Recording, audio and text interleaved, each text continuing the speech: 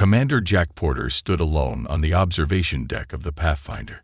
The stars stretched out before him, endless and bright against the darkness of space. He took a deep breath, feeling the gentle hum of the ship's engines through the deck plates. This was humanity's first and only real starship, their first real step into the wider universe. And it had worked. After decades of sending signals into the depths of space, someone had finally answered. "Commander," a voice came through the ship's speakers. "The Coalition representatives are ready to speak with us again." "I'll be right there," Jack said, taking one last look at the stars. The Galactic Coalition had made contact 3 months ago. A group of 50 alien species working together, exploring and trading across hundreds of worlds. They had invited Earth to join them, to become part of something bigger. There was just one problem. Jack made his way to the bridge, nodding to crew members as he passed. Everyone was tense. This meeting would decide humanity's future among the stars.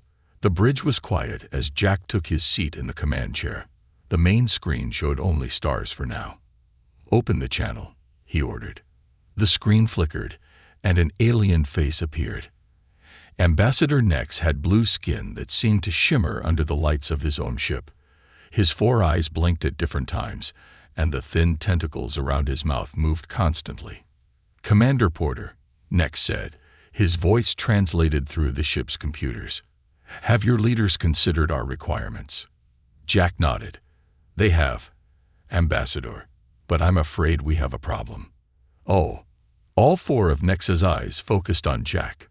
"Your membership requirements state that all new species must have a defense fleet of at least 50 warships to join the Coalition."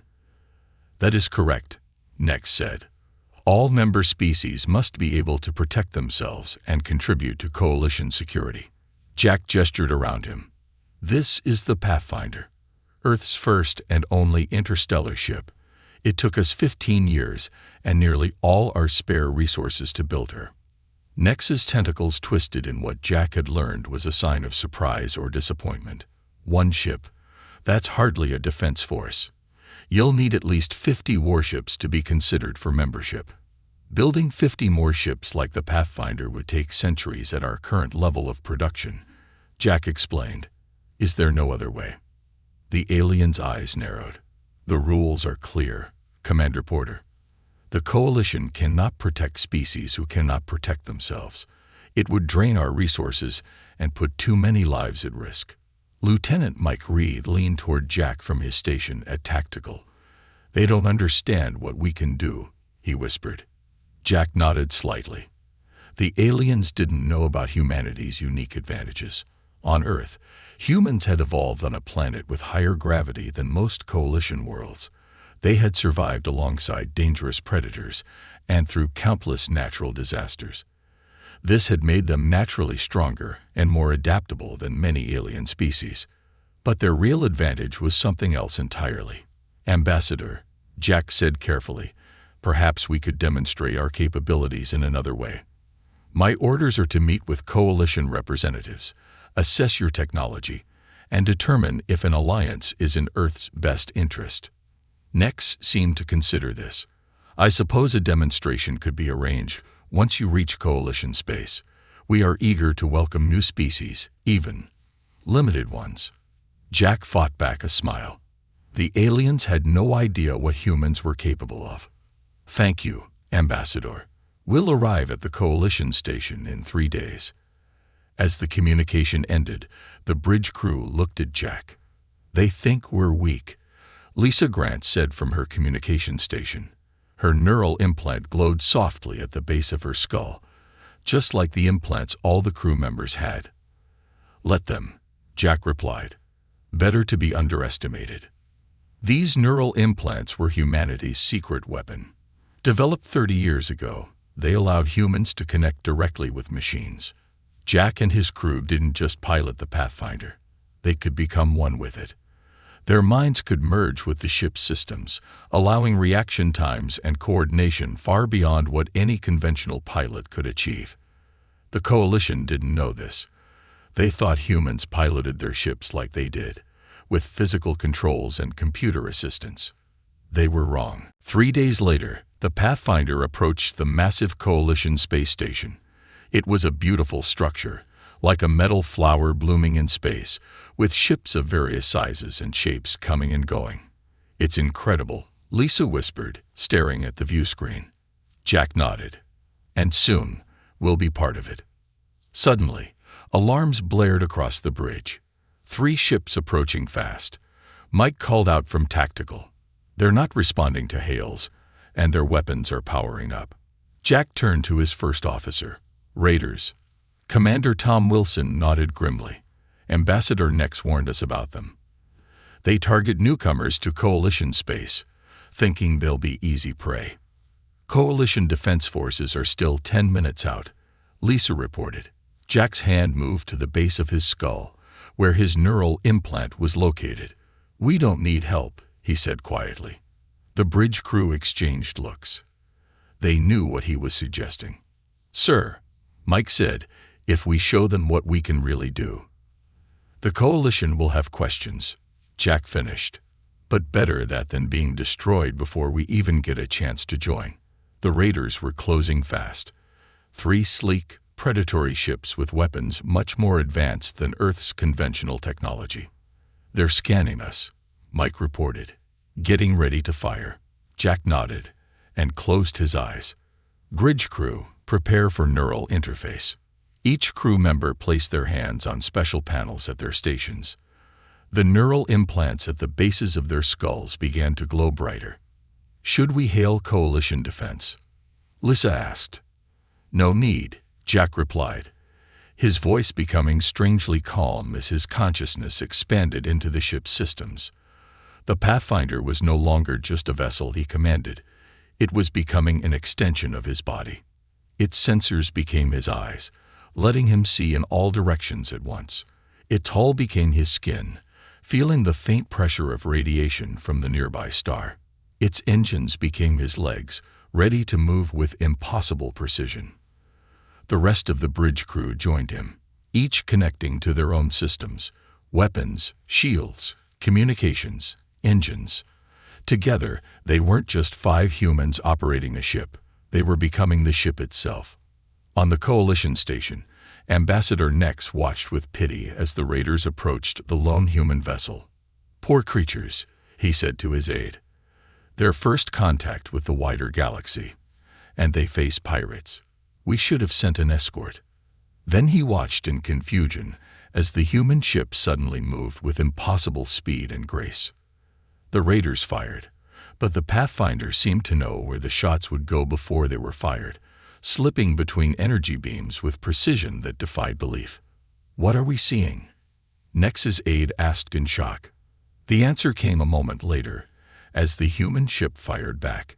Its weapons weren't particularly powerful by Coalition standards, but every shot hit with perfect accuracy, disabling the raiders' engines and weapons without destroying the ships.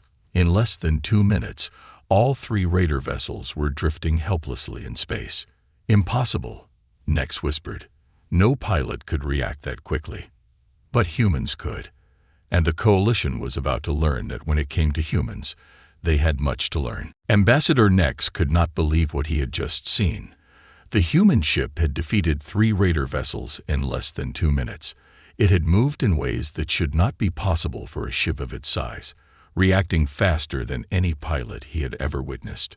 "Send a security team to escort the human ship to Docking Bay 4, Nex ordered, his 4 eyes still fixed on the view screen, "and inform the High Council.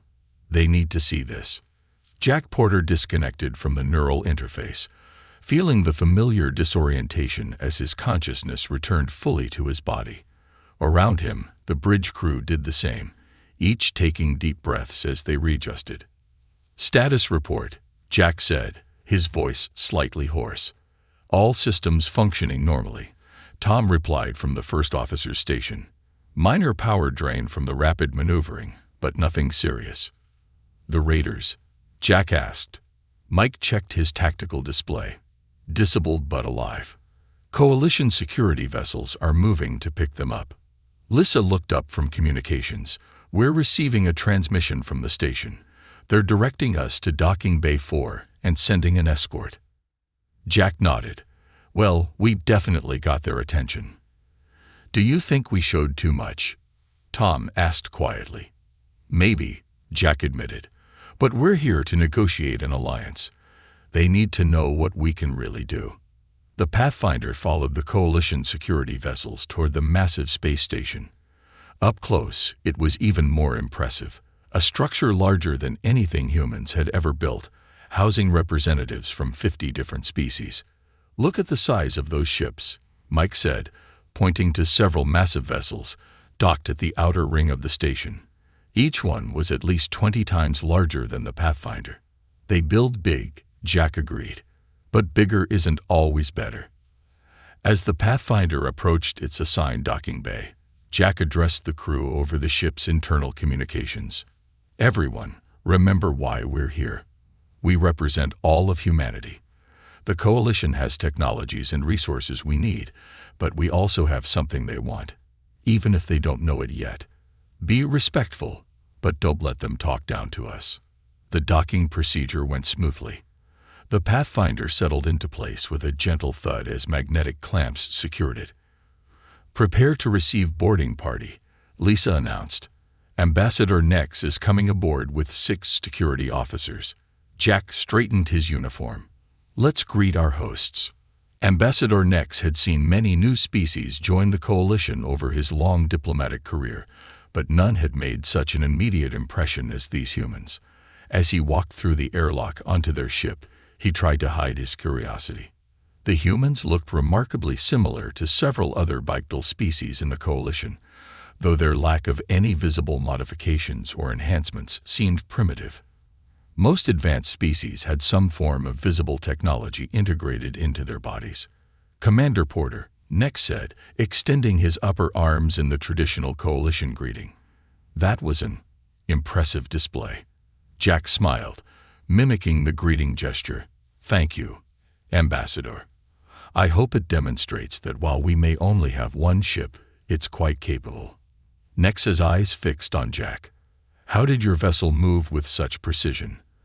Our sensors indicated maneuvers that should have killed any pilot due to the gravitational forces involved. Jack exchanged glances with his crew before answering. Perhaps we could discuss that during our official meeting. I believe we have much to share with each other. Nex nodded, though his facial tentacles twitched with barely contained curiosity. Of course. The High Council has requested your presence immediately. They are most eager to meet you now. The Coalition Council chamber was a vast, circular room with rising tiers of seats, occupied by representatives from dozens of alien species. Jack and his senior officers, Tom, Lisa, and Mike, stood in the center of the chamber, feeling the weight of hundreds of alien eyes upon them. High Counselor Wren, a tall, slender being with silvery skin and elongated limbs, addressed them first. Commander Porter of Earth, welcome to Coalition space. Your arrival has generated considerable interest, particularly after your encounter with the Raiders. Thank you, High Counselor, Jack replied. We come seeking friendship and alliance. Yet you have only one ship, another council member called out. Our records show your species has achieved faster than light travel only recently. How can you hope to contribute to Coalition security with such limited resources? Jack stood straight, looking directly at the council. It's true that Earth has only recently developed starship technology. Building the Pathfinder required tremendous resources, but what we lack in numbers, we make up for in other ways. Yes, Nex interjected. We witnessed some of these. Other ways. Perhaps you could explain how your ship performed as it did. Jack took a deep breath. This was the moment of truth. Earth needed this alliance, but they wouldn't get it by hiding their true capabilities. High Council, humans evolved on a world with higher gravity than most Coalition species experience. This has made us naturally stronger and more resilient. But our true advantage lies here. He touched the back of his neck where his neural implant was located. Neural technology, Jack explained. These implants allow us to connect directly with our machines. When facing those raiders, I wasn't just piloting the Pathfinder. I became the Pathfinder. My mind connected directly to the ship's systems. My reactions weren't limited by physical controls. The ship responded to my thoughts at the speed of thought itself. A murmur ran through the council chamber. Several representatives began speaking urgently to each other. "That's impossible," one council member said loudly. "Organic minds cannot interface directly with machines at that level. The processing demands would overwhelm any biological brain." Dr. Tal, the coalition's chief scientist, stepped forward. His species had evolved from aquatic creatures, and he still needed a moisture field around his body to survive. "Not necessarily," Dr. Tal said, his large eyes blinking rapidly in excitement. "Theoretically, a sufficiently evolved neural structure could manage such an interface, though we've never seen it successfully implemented. The energy requirements alone would be—" "It's not just me," Jack interrupted. "Every crew member on the Pathfinder has this capability. When we work together, our minds linked to different ship systems, we function as a single organism." The council chamber erupted in voices. High Counselor Wren had to signal several times for quiet. "If what you say is true," Wren said once order was restored, "it represents a technology far beyond what we expected from your species. You understand our concern. What you describe is not just a defensive capability, but potentially a significant military advantage." Jack nodded. "We understand your concerns. That's why we've come openly, seeking alliance rather than conflict. Earth has much to learn from the Coalition, and we believe we have much to offer in return." Dr. Tal could barely contain his excitement. "High Counselor, I request permission to study this technology further. The applications could revolutionize our approach to space travel." Wren considered this for a moment. "Commander Porter, would you and your crew be willing to demonstrate this capability under controlled conditions? The Council needs to fully understand what we're dealing with." Jack looked at his officers, who all nodded slightly. "We would," Jack replied. "But understand this.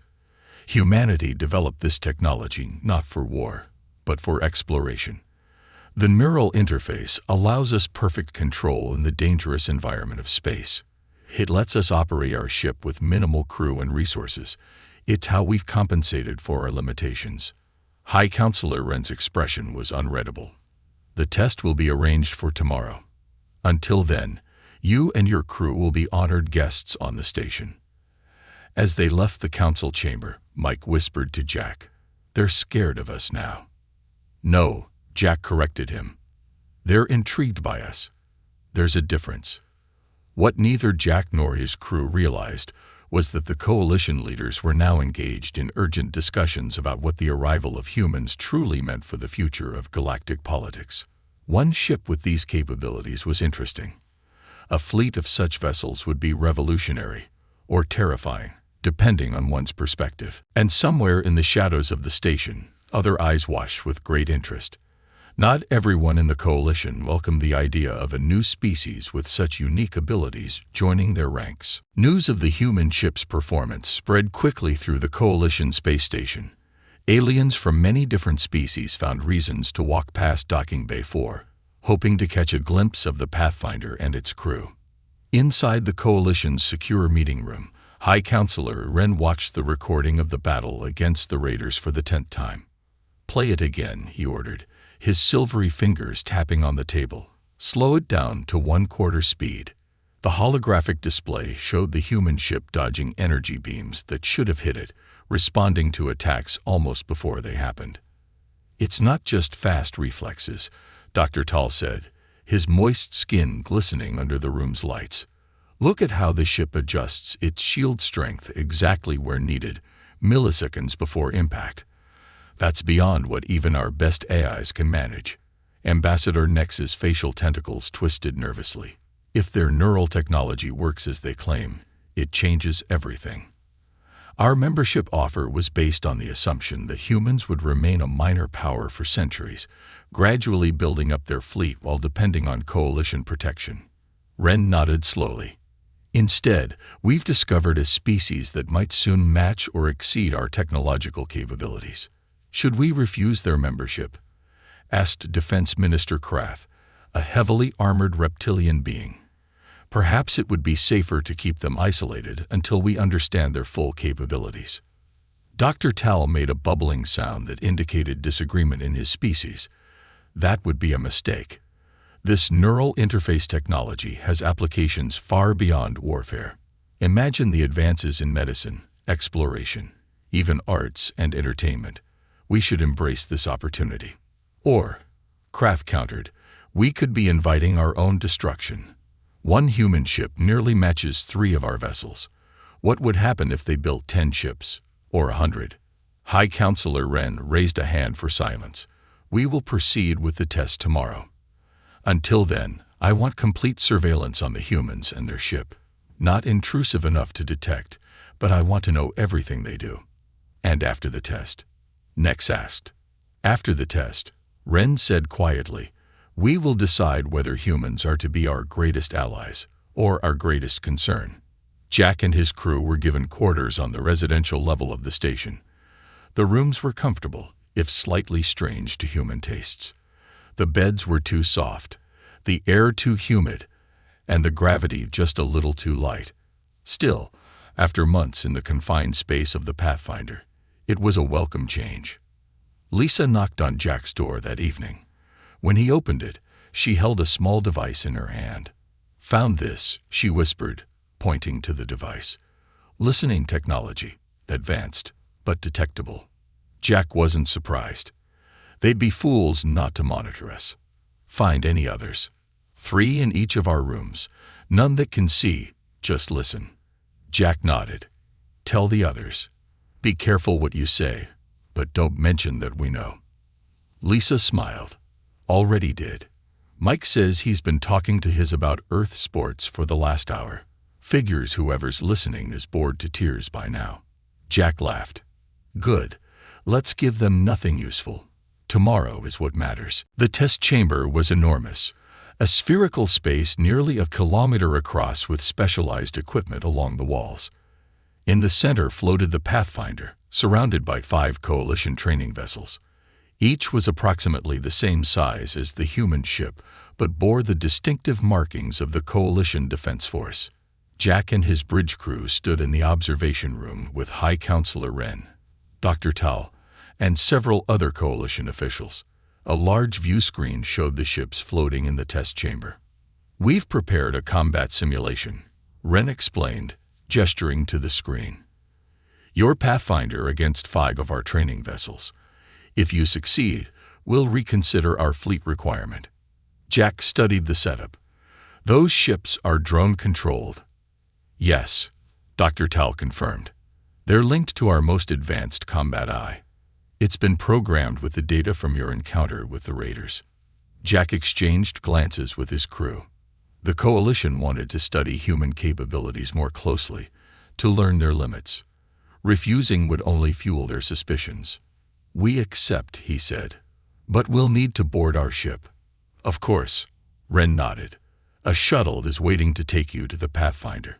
As they walked toward the shuttle bay, Tom whispered to Jack, they're trying to figure out how to beat us. Yes, Jack agreed. And we're going to show them exactly why they can't. Aboard the Pathfinder, the crew took their stations on the bridge. Jack settled into the command chair, feeling the familiar connection to his ship. They've analyzed our previous battle, he said to his team. They'll be expecting the same tactics.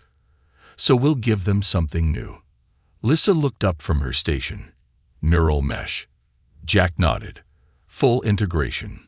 All of us. This would be different from their usual interface. Normally, each crew member connected to their own stations.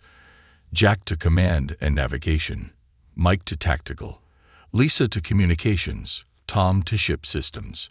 The neural mesh would link all of their minds together, creating a shared consciousness within the ship. They had trained for this, but rarely used it. The mental strain was intense. Are you sure? Tom asked. We've never maintained a full mesh for more than 5 minutes in practice. I'm sure, Jack replied. This isn't just about winning their test. It's about showing them why Earth doesn't need a fleet. Each crew member activated their neural implants.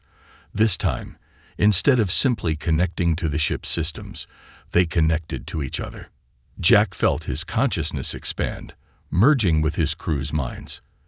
Their thoughts, their perceptions, their skills, all became accessible to him, and his to them. The Pathfinder was no longer a ship operated by 5 people. It had become a single organism with a 5-part mind. In the observation room, Dr. Tal monitored the readings from the human ship. "Energy patterns are changing," he reported. "Different from before. More synchronized." High Counselor Wren nodded. "Begin the test." The 5 coalition vessels moved with perfect coordination, clearly controlled by a central eye rather than individual pilots. They had studied the Pathfinder's previous encounter and adapted their strategy accordingly. But what they faced now was unlike anything their AI had been programmed to handle. The Pathfinder moved in ways that defied conventional space combat tactics. It used the minimal gravity fields within the test chamber to alter its trajectory in unpredictable ways. It managed its energy in patterns that made no sense until the moment they proved decisive.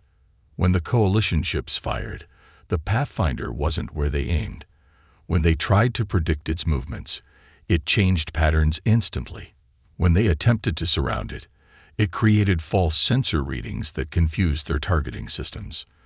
In the observation room, the coalition officials watched in stunned silence. "They're not just interfacing with their ship," Dr. Tal realized, his instruments showing impossible neural activity.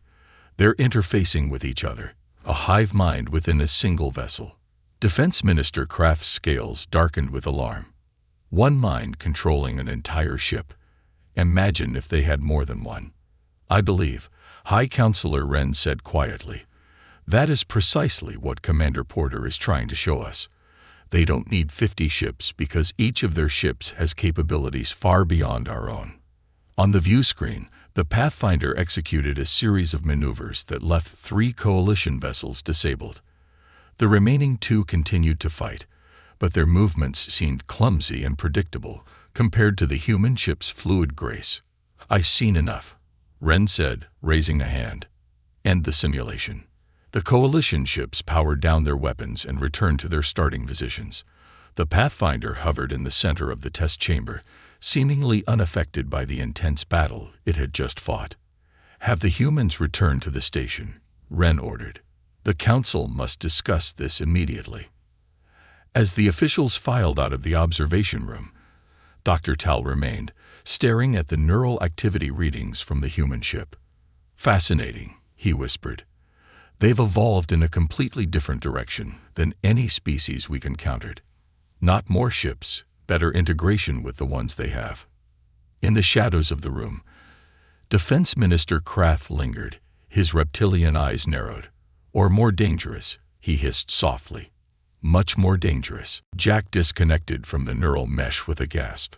Sharing his mind with 4 other people, while controlling a spaceship pushed the limits of what even their advanced implants could handle. The rest of the crew looked equally drained, taking deep breaths as their consciousness returned fully to their individual bodies. "Everyone okay?" Jack asked, rubbing the back of his neck where his neural implant felt warm against his skin. "That was intense," Lisa replied, her voice slightly shaky. "But it worked." Mike grinned from his tactical station. "Did you see their ships trying to predict our movements? Like watching children play chess against a master." "Don't get overconfident," Tom warned. "They were studying us as much as testing us. Next time will be harder." Jack nodded. "Tom's right. The Coalition now has data on our neural mesh capabilities. They'll adapt." A message came through on the ship's communication system. "Commander Porter, please bring your crew back to the station. The Council wishes to speak with you." As the human crew prepared to leave their ship, another meeting was taking place in a rarely used section of the space station. Unlike the bright, open chambers where the High Council met, this room was small and dark, with security measures that prevented any surveillance. Defense Minister Kraft sat at a simple table with 3 other beings, each representing a different faction within the coalition. "You've all seen the test results," Kraft said, his reptilian voice a low hiss. These humans are a threat unlike any we faced before. General Drav, a hulking four-armed warrior whose species had been among the founding members of the coalition, growled in agreement. One ship that can defeat 5 of ours. Their neural technology gives them an unacceptable advantage. The High Council seems eager to welcome them, said Merchant Prince Lux, his thin fingers tapping nervously on the table. Dr. Tal speaks of nothing but the commercial and scientific applications of their technology. The fourth figure remained hooded, their species impossible to determine. When they spoke, their voice was artificially modulated. The Council sees only opportunity. They are blind to the danger. If humans were to share this neural technology with other species, or worse, build more ships. Krath nodded grimly. The balance of power would shift dramatically. Our species have worked for centuries to maintain stability in this sector of the galaxy. These humans could destroy that balance in a generation. What do you propose? Asked General Drav. We must act before the Council makes its decision, Krath replied. We have a narrow window of opportunity while the human ship remains on the station. The hooded figure leaned forward slightly. You're suggesting sabotage. I'm suggesting we protect the coalition, Krath corrected. Their ship must experience a unfortunate accident, one that damages their neural interface system beyond repair. And if the accident happens to harm the humans as well? General Drav asked. Krath's scales shifted color slightly, the equivalent of a shrug in his species.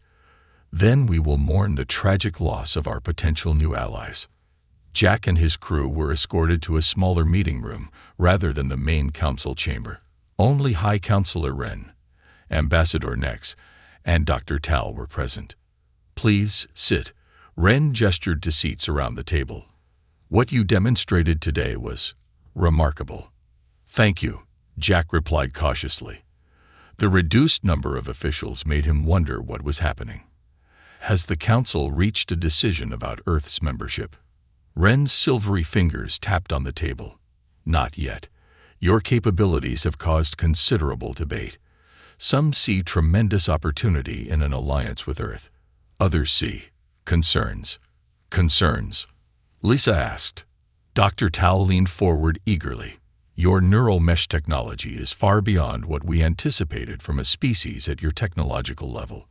The ability to join minds and integrate so completely with your vessel is unprecedented. We developed it out of necessity, Jack explained.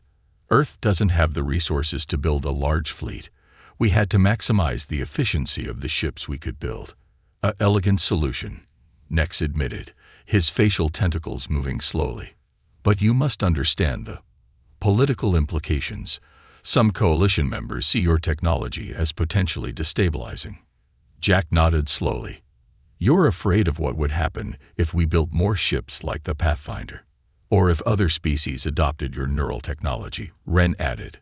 The balance of power that has maintained peace in the coalition for centuries could shift dramatically. We came here seeking friendship, Tom said, his voice firm. Earth has no interest in galactic politics or power struggles. Wren studied the humans carefully. Perhaps not now. But intentions can change over time. What do you propose? Jack asked. We need time, Wren replied. The full council will continue debating your membership tomorrow. In the meantime, you and your crew should return to your quarters. For security reasons, access to your ship will be restricted until a decision is reached. Jack felt a prickle of unease. Our ship contains sensitive systems. We'd prefer if at least one crew member remained aboard. I assure you, Commander, Nex said smoothly, the Pathfinder will be perfectly safe in our docking bay. Coalition security will ensure that no one approaches it without authorization. Jack exchanged glances with his crew. Something didn't feel right, but refusing would only increase suspicion. Very well, he agreed reluctantly. We'll return to our quarters. Later that evening, Jack gathered his crew in his quarters. Lisa had once again swept the room for listening devices and activated a small jammer that would give them a few minutes of privacy. They're afraid of us, Mike said, keeping his voice low despite the jammer. Did you see Ren's face when he talked about balance of power? Not all of them, Tom pointed out. Dr. Tal seems genuinely excited about our technology. He sees the scientific potential, and some see the military potential, Jack replied grimly. I don't like being separated from the Pathfinder. Lisa nodded in agreement. Something's happening that they're not telling us. The restricted meeting, the sudden security concerns. Could they be planning to study our ship without our knowledge? Tom suggested. Or worse, Jack said quietly.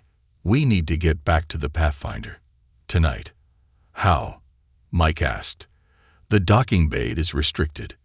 Jack smiled slightly. They're thinking about our ship as hardware, but the neural interface works both ways. He tapped the implant at the base of his skull. I can still connect to the Pathfinder systems from here. It's weaker at this distance, but enough to activate certain protocols. The emergency recall, Lisa realized. But that would trigger alarms throughout the station. Exactly, Jack said. When those alarms go off, Coalition security will be watching the docking bay entrances. They won't be expecting us to come from outside. He looked at Mike. How fast can you get us access to an exterior airlock? Mike grinned. Give me 10 minutes with their computer systems. Do it, Jack ordered. Tom, Lisa, get ready for a spacewalk. We're going back to our ship. As the crew prepared, Jack couldn't help wondering what they would find when they reached the Pathfinder. If someone was interfering with their ship, the diplomatic consequences would be severe. But his first duty was to protect Earth's technology and his crew. Somewhere else on the station, Defense Minister Krath received a message from his operative. Team in position. Beginning operation in 30 minutes. The Coalition's dilemma about the humans was about to take a dangerous turn. The space outside the Coalition station was silent and vast. Jack, Tom, and Lisa floated in their spacesuits, maneuvering carefully with small thrusters. Mike had remained behind to coordinate from their quarters, hacking into the station's systems to guide them safely to the Pathfinder. Security teams are focused on the main docking bay entrance. Mike's voice came through their helmet communicators. No one's watching the exterior. You're clear to approach. Jack looked at the huge space station stretching out before them. Their ship was docked on the far side, requiring them to travel nearly half a kilometer along the station's outer hull. Stay close to the surface, Jack instructed his team. Their external sensors are designed to detect incoming ships, not people in spacesuits. They moved silently along the station, using maintenance handholds to pull themselves forward. After 15 minutes of careful movement, they finally saw the Pathfinder in its docking bay. The external doors were open, allowing them to see directly into the bay. And what they saw made Jack's blood run cold. A team of 8 aliens in specialized work suits surrounded the Pathfinder. They had opened several access panels and appeared to be installing devices on the hull. They're sabotaging our ship, Tom whispered, his voice tight with anger. Lisa zoomed in with her helmet's visual enhancements. Those devices looked like explosive charges. They're planning to destroy the Pathfinder completely. Jack's mind raced. They were outnumbered, and in spacesuits, they would be at a disadvantage in a direct confrontation. Mike, he called quietly, can you access the Pathfinder systems remotely? I've been trying, Mike replied. But they've installed some kind of blocking device. I can't establish a neural link. Jack made a quick decision. New plan. We need to reach the emergency airlock on the underside of the ship. If we can get inside without them noticing, we can use the ship's internal systems to deal with them. And if they do notice? Tom asked. Jack's expression was grim behind his helmet visor. Then we show them why humans don't need a fleet to be dangerous. Inside the station, High Counselor Wren was working late in his office when Dr. Tal burst in, his moist skin glistening with agitation. Counselor, we have a problem, Dr. Tal said urgently. My security clearance allowed me to detect unauthorized access to Docking Bay 4. Someone is tampering with the human ship. Wren stood up immediately. Who authorized this? No one did, officially, Dr. Tal replied. but the access codes belong to Defense Minister Kraft's security team. Wren's expression darkened. He's making a terrible mistake. If the humans discover this... There's more, Dr. Tal interrupted. The human quarters are empty. All 4 of them have disappeared. The High Counselor moved swiftly to his communication panel. Security alert. Find the humans immediately and send a team to Docking Bay 4. Stop whatever Kraft's people are doing. But it was already too late. Jack, Tom, and Lisa reached the emergency airlock on the underside of the Pathfinder undetected. Years of training for space emergencies allowed them to move in perfect coordination, staying in the shadow of their ship to avoid being spotted. The airlock was small, designed for emergencies, but large enough for 1 person at a time. Jack entered first, waited for the chamber to pressurize, then moved into the ship. Tom and Lisa followed. Once inside, Jack immediately headed for the bridge, while Tom went to engineering and Lisa to the weapons control room. Their plan was simple but dangerous. They would need perfect timing. On the bridge, Jack settled into his command chair and placed his hands on the neural interface panels. Without the specialized headgear they normally used, the connection would be weaker but still functional. Neural link established, Jack said into his communicator. Tom, status. Engineering systems online. Tom replied. I have control of all power systems. Lisa. Weapons systems ready, she confirmed. But Jack, we can't fire while docked. We'd damage the station. We're not going to fire, Jack explained. We're going to scare them. Through the neural interface, Jack could see the saboteurs still working on the hull. He counted 8 figures, all wearing coalition security uniforms, but moving with the precision of special operations forces. On my mark, Jack instructed. Tom, full power to external hull sensors. Lisa, target weapon systems on each saboteur but don't fire. Mike, are you still monitoring station communications? Yes, Mike's voice came through. And there's a lot of confusion. Sounds like someone high up just discovered what's happening. Security teams are heading your way. Officially this time. Perfect, Jack said. Everyone ready. 3, 2, 1, mark. The Pathfinder suddenly came to life. Its external lights blazed to full brightness, temporarily blinding the saboteurs. The weapons targeting systems activated, projecting visible targeting lasers that fixed on each of the 8 figures outside. The ship's engines hummed with power, not enough to break free from the docking clamps, but enough to make it clear the vessel was now fully operational. Jack opened the external communication system. Attention unauthorized personnel on the hull of Earth vessel Pathfinder. You are targeted by our defense systems. Remove the explosive devices immediately and move away from our ship. The saboteurs froze, clearly surprised that the ship was active. After a moment of confusion, they began to retreat, pushing away from the hull toward the docking bay entrance. Just then, official coalition security forces arrived, led by High Counselor Wren himself. The saboteurs found themselves caught between the human ship's targeting systems and their own people. Defense Minister Kraft, Wren's voice boomed through the bay's communication system. Your actions are unauthorized and constitute an act of aggression against potential coalition allies. Stand down immediately. Jack watched through the ship's sensors as Kraft, identifiable by his distinctive reptilian features, hesitated before finally signaling his team to surrender. 2 hours later, Jack and his crew sat once again in the High Council chamber, but this time the mood was entirely different. All members of the council were present, with Defense Minister Kraft conspicuously absent. Commander Porter, High Counselor Wren began, his voice formal but respectful. On behalf of the coalition, I offer our sincere apologies for what occurred. The actions taken against your ship were not authorized by this council. Jack nodded acknowledgement but remained cautious. What happens now?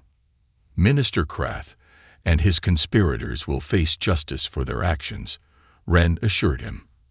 As for Earth's membership application, he paused, looking around at the other council members before continuing.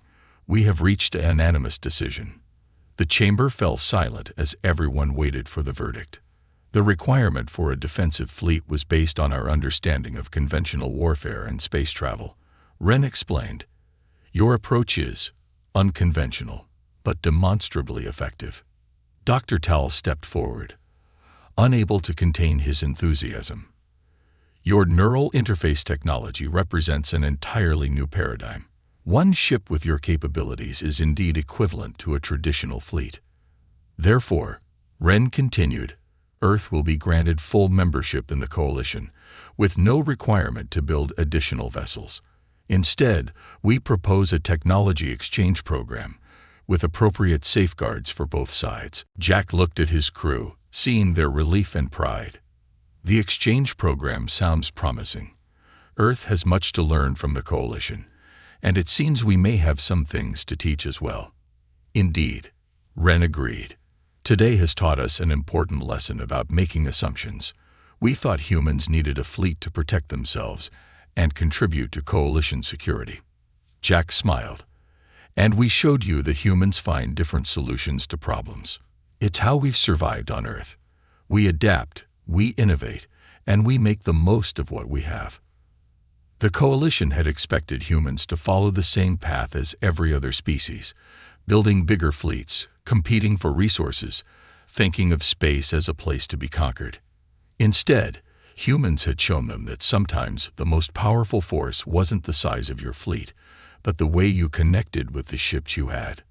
As Jack and his crew prepared the Pathfinder for the journey back to Earth with news of their success, he reflected on what this alliance would mean for humanity's future. They would still build more ships eventually, but not as weapons of war. They would be vessels of exploration, science, and connection, each one an extension of the human minds that guided them. The coalition had thought humans needed a fleet. They were so not true.